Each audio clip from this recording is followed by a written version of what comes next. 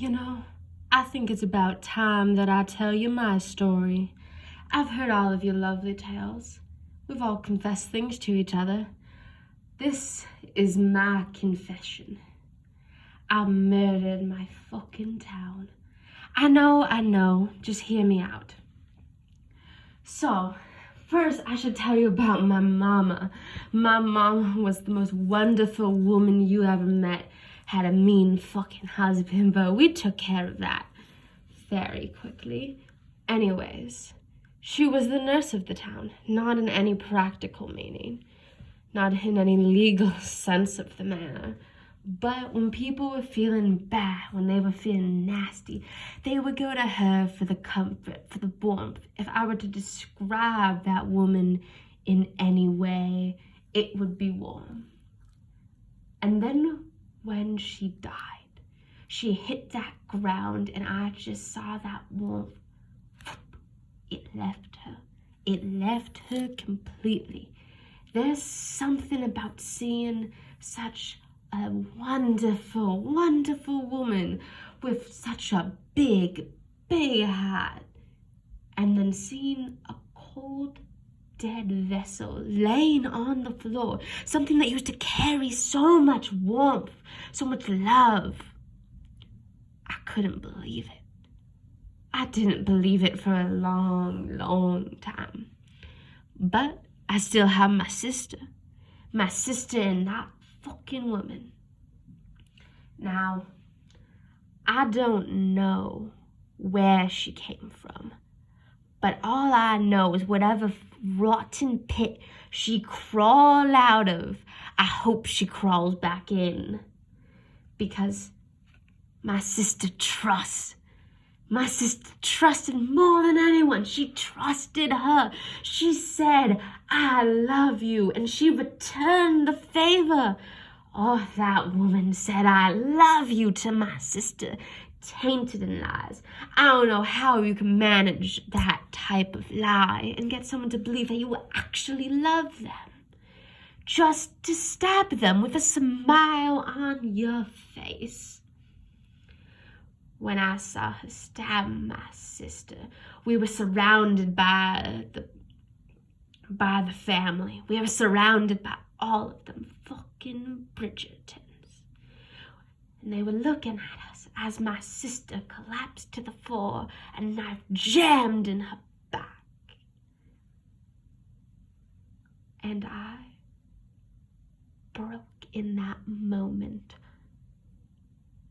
There's a fire in me, not like my mother's. It's not warm, it's hot. It burns. I was filled with so much rage. But in that moment, it was hollow. I couldn't do anything. I was surrounded. I didn't have my gun. I didn't have shit. But then, I saw that horned demon. It was this devil fellow. And you know, it's a weird feeling when you see a demon wearing a suit and tie. It's weird. He had such a businessman air to him. And he handed me that gun and said those 5 magic words. I can bring her back. You know, Bell's a fairly funny fella. Never think he smiled. But when I grabbed that gun, I could see his mouth twitch. He was excited. I was excited. When the youngest son blew my shoulder out with his own gun, and it did nothing. I could feel the bullet in me. It just sat there. And I could see my blood warm and thick coming out my shoulder. And all I did was look him in the eye and say, that didn't kill me. I wonder what will. And then I shot his fucking brains out. Boy.